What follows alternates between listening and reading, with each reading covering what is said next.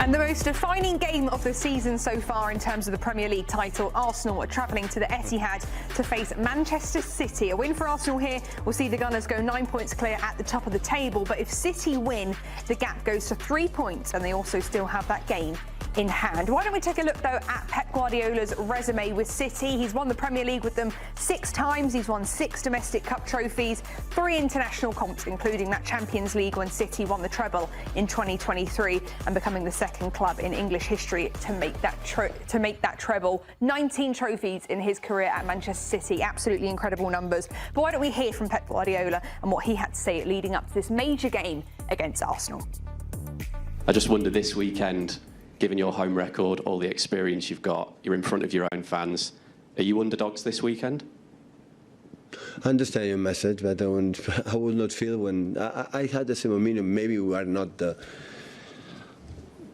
I don't know, they are not their best. Mikel said, you know, after the game in Champions League, that the only English team is qualifying the Champions League. So at the end, it wasn't beaten still in the Champions League.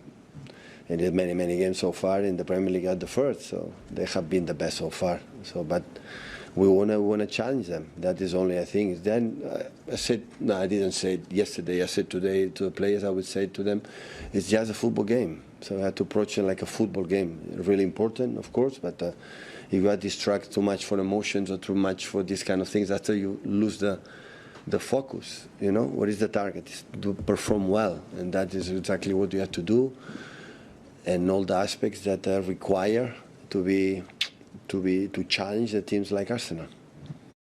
It's always an interesting one listening to Pep Guardiola. He's just said there, look, it's another game of football, and I feel like we've been building this game up for weeks, especially on the Arsenal side of things. Do you think he's playing a bit of mind games there, Charlie? Yeah, it's Pep Guardiola, of course. He will go into that locker room feeling very confident. Remember the early match that they played this season, the early fixture in September, where Erling Haaland scored first, and then it wasn't until added time where Martinelli scored to level the score, and it finished 1-1.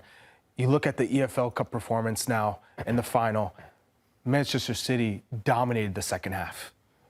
All Arsenal did was absorb pressure, and they barely threatened. So he's going into this feeling, we're home, we're going to take it to Arsenal. We are the team that they're fearing. And we've done it many times before, and this is going to be our season where they can feel like they're playing for something. He's going to feel very confident that they can get the job done and win in the Etihad. It wasn't just a couple of days ago where we saw Mikel Arteta come out in that press conference going, fire, fire. And then you've got Pep Guardiola saying, it's another game. What does the difference tell us between the two managers, Tom? Not a ton, because in these press conferences, like, that was a whole long-winded answer of him saying nothing. And he's saying nothing on purpose because there is no point to making it like, oh, this is do or die or everything. And he was trying to spin it as, no, actually, you know, they're the favorites, even though they're coming on the road. This is normal things managers do. With the quotes, we found out this morning, The Athletic reported that Mikel Arteta, it wasn't just a metaphor. He set a literal actual fire at the training ground to try to hype his players up for this. He also has shown he didn't burn the building down. It was probably like a little one, and like, guys, we need to play the fire. Oh, again, man. and then he also did at some point this season a presentation of a pack of wolves hunting, and this is how we want you to be on the press. All I gotta say is, I'm sure dudes on LinkedIn love this, must be eating this up as like the greatest things ever. But this is a huge game. Something that was very interesting, I thought, that came out of the press conference. Sometimes he'll be super honest and direct. Like, if we lose, the title's over. He is right. So this is a huge game. As you said, the impetus is on City to attack. That's exactly how they want it to be. And I'm honestly, like Arsenal, it's probably how they want it to be. And if you're going into this game, obviously this is right now, this late in the season, a title decider. If this was match day 8, it would be a very similar vibe of, okay, we're going to go there. They're going to have more of the ball. We need to frustrate. We need to get a result. And City, you're looking at this game, again, whether it's in October or right now, you got to win. That's 3 points. Yeah, I actually want to go back to what you said about the press conferences and whatnot. I agree with that to an extent. But I actually think some of his press conferences that Mikel Arteta is having, it's actually a detriment to Arsenal. He's inviting pressure onto himself, and you know this. Managers tend to want pressure onto themselves and not on their players. But the more you say things like bring your light bulb, bring your breakfast, bring your lunch, bring your dinner, bring your kids, bring your mama, papa, I think it actually brings more pressure from the fans onto the players on the pitch, man. And when you look at their recent run of form, Chuck, this ain't good enough. If you're going to go and win the Premier League title, this is not going to fill you with confidence. And for me, when I look at this matchup, it's a matchup of Arsenal's mentality, which is what's gotten them to this point in the Champions League and in the Premier League, sitting top of the league phase, sitting top of the table with 6 points to spare, versus Manchester City's tactics. But this isn't the mentality that we've seen for much of the season. It's actually trending downwards. Yeah, it is. It's alarming.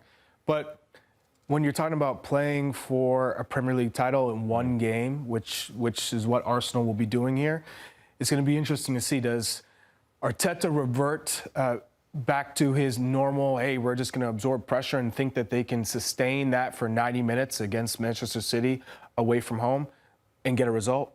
No, it's not going to happen that way. So how do they take the impetus to Manchester City and kind of flip the script, play a little bit high press, see what they can do there, which ultimately may play into Erling Haaland's hand, giving him more space in behind. So it's going to be a tricky fixture, no doubt. But on the flip side, Arteta can look at this Arsenal side and say, we're in the Champions League semifinals. And by the way, we're playing Atletico Madrid, who we know very well. We've beaten them in the league phase. And the other side is PSG Bayern, which would have been much more difficult had you had to play one of those two giants. So there's a lot of positives. They still control their destiny. At the end of the day, this isn't oh, guys, we got to win to overcome Manchester City. A point will do them well. Now, you can't go into this game thinking we just got to get a draw.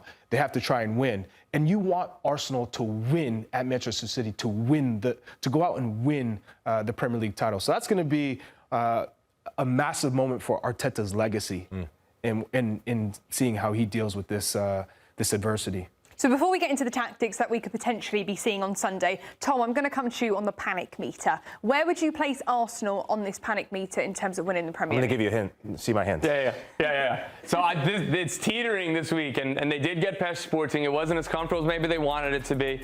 It's been a bad run of form. It's going to start at composure, lads, and within 5 minutes of Manchester City's attacking, that could very quickly get hunted down, and then maybe after 90 minutes, it could be there. But the plus side is, if they go in and they're holding well during the game, it might creep up a little bit. So I'm starting here. It is teetering, though. It is going to go up and down, I think, all game long. And this is the season's on the brink. Yeah. This is what you play for. This is what you want. And they have the opportunity to wrap up the title and then go on to the Champions League semifinals, feeling good about a matchup against Atletico Madrid. Or they're going to be feeling burnt toast after being hunted down by City. And then, oh my God, Atletico Madrid and Cholo Simeone's coming. And are we going to be able to get through? So this is a pivotal time for Arsenal. Think about this. We're talking about a panic meter for a club that's sitting first place in the Premier League and have not lost in the Champions League and then the semifinal of the Champions League. We could be Manchester United, but we're not talking about Manchester United, right? Hannah, that's your team, right? No. We're talking about Arsenal, Man City, and now we're going to be talking about the tactics, because we did see some different tactics when Man City went on to win the Carabao Cup final. Will we be seeing that on Sunday, Lahu? Yeah, I think so. I think Pep Guardiola, when you look at his resume, when you look at his impact on Manchester City, he's turned City into a winning machine. But at this point in seasons, April is the time where City, they go into another gear. And I think, Chuck, we can both agree that City, since the Carabao Cup final, they've hit another gear. And when we look at this graphic, the biggest thing that I've seen is that they've set a template into how to stifle and get after this Arsenal side, and that's sitting off in this line of four. They line up in a 4-2-4, practically, where Rodri and Bernardo Silva, I think this lineup for them, being centrally, spying on Declan Rice and Martin Zubimendi, it's set up for the fact that they can be in the rest defense where they can sit in the zone. The biggest thing I see and the biggest change, Chuck, I've seen is this positioning of Erling Haaland. Erling Haaland isn't running to press any of the two center backs.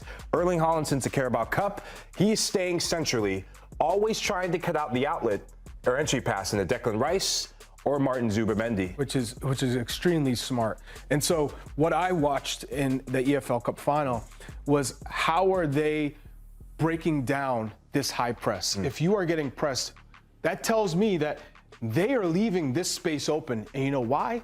They're daring Arsenal to play direct because Victor Gyökeres is not a striker who can run into space. He's not a pacey forward. He's not gonna make this back line drop because he's gonna outrun you. So that's the issue right now is how are Arsenal threatening Manchester City vertically? How are they getting in behind? Who's breaking down players one-on-one? We haven't seen it. So from Manchester City's point of view, why the hell would we drop back? Let's not give them the space to play and then try and make something happen in the attacking third. Let's force them to play long and direct or try and beat us 1v1. And it hasn't worked out for Arsenal thus far.